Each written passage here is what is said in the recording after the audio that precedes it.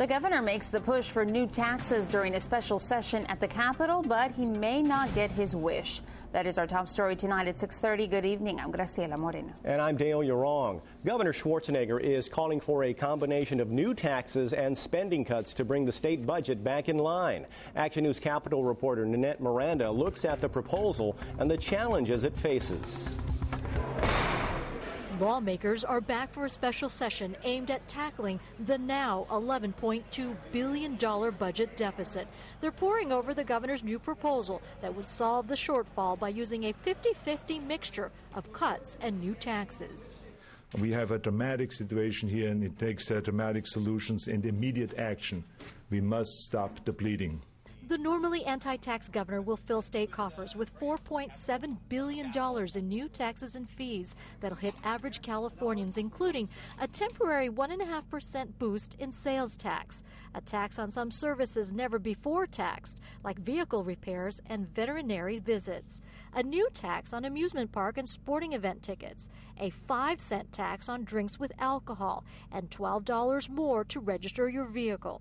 The governor also wants to tax oil companies for every barrel they drill in California. But just like the last budget battle, Republican votes are needed to add any new taxes, and they are still in no mood to agree in this economy. If the economy had a cold last spring, like I have now, it has a full fever and a very bad flu now.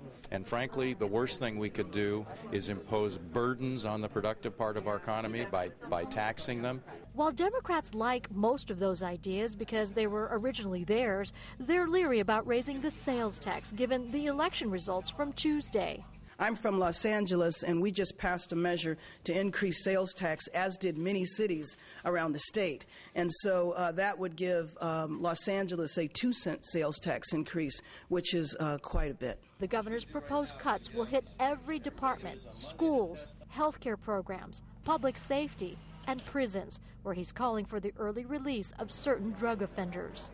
There is no wiggle room this time. Lawmakers have to solve the budget shortfall by November 30th. If they don't, a crop of newly elected lawmakers start in December, and it'll take time to bring them up to speed.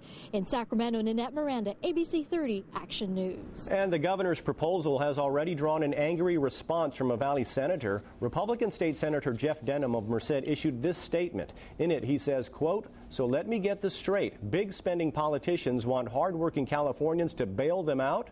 Forget about it." End of quote. Denham refused to vote for this year's unbalanced budget and says he will continue to vote against any tax hike.